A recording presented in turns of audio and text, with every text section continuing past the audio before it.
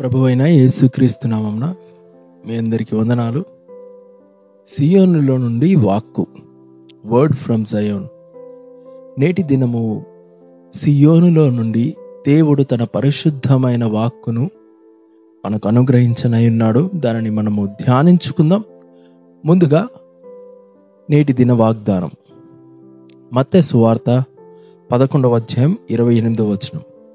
ప్రయాసపడి భారము మోసికొనుచున్న సమస్త జనులారా, నా యొద్దకు రండి, నేను మీకు విశ్రాంతి కలుగచేతును.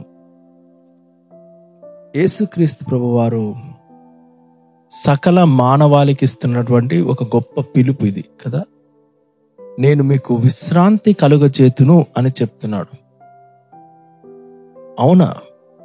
జనులందరూ భారం మోసుకుంటూ వెళ్తున్నారా? ఏ విశ్రాంతి ఇస్తారు? ఎటువంటి విశ్రాంతి ఇస్తారు?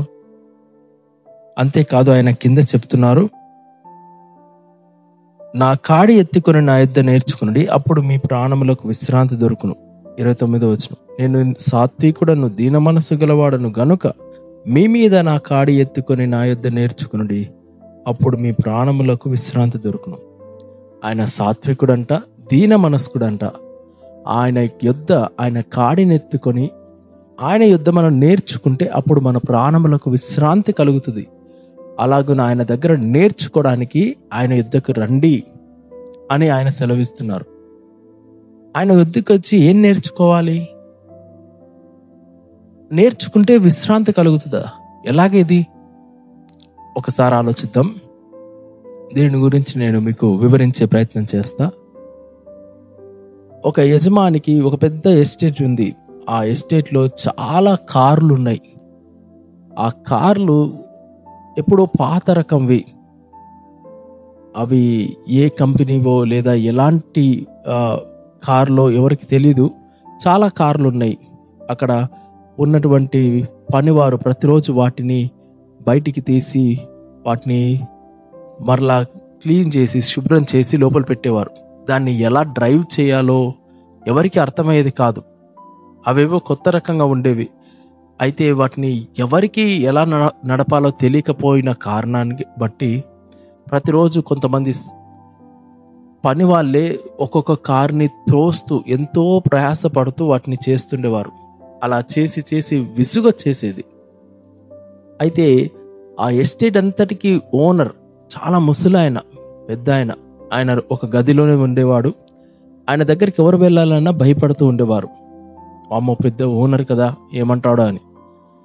ఆశ్చర్యం ఏంటంటే, ఒకసారి ఈ పని వాళ్ళలో ఒక పనివాడు అనుకోకుండా ఆయన గదిలోనికి వెళ్ళాడు ఒకరోజు.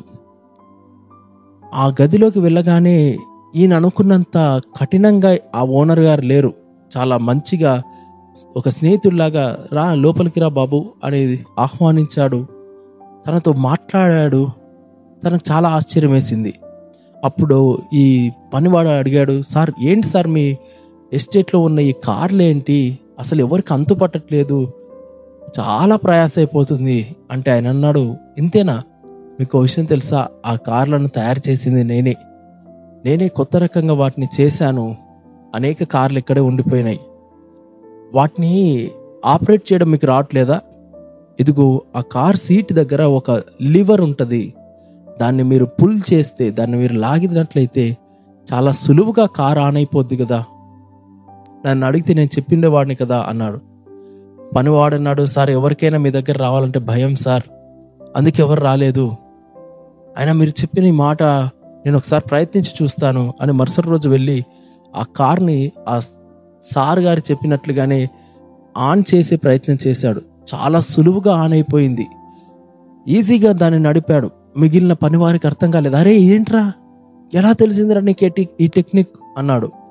అప్పుడు చెప్పాడు, ఒరే ఈ కార్ని తయారు చేసిన వాడే చెప్పాడురా నాకు అన్నాడు. ఈ కార్ని తయారు చేసిన వారు ఎవరు?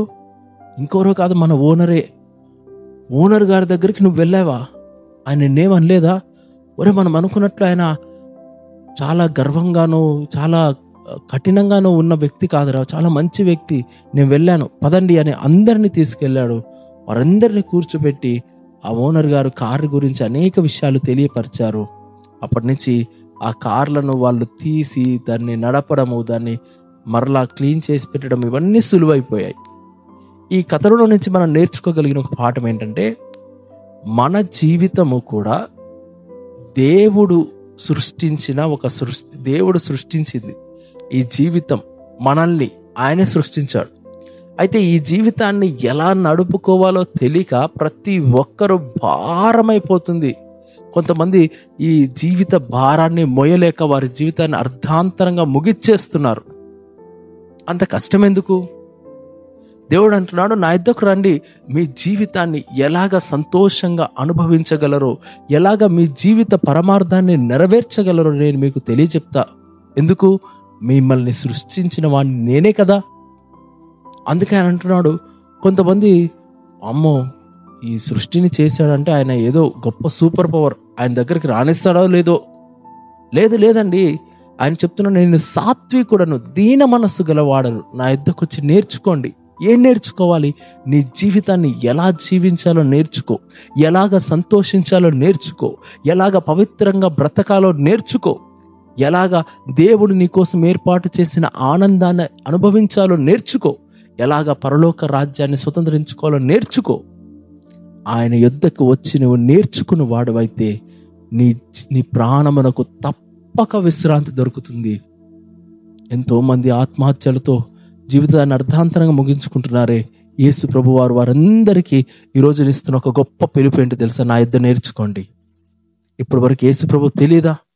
అయితే ఆయన పిలుస్తున్నాడు. ఆయన యొద్ద నువ్వు నేర్చుకోగలిగితే, ఆయన కాడి కిందికి నువ్వు రాగలిగితే, ఆయన దగ్గరికి నువ్వు వచ్చి ఆయనను అంగీకరించగలిగితే నీ ప్రాణమునకు విశ్రాంతి దొరుకుతుంది. నీ వెతుకుతున్న సంతోష సమాధానాలు ఆయన దగ్గరే ఉన్నాయి.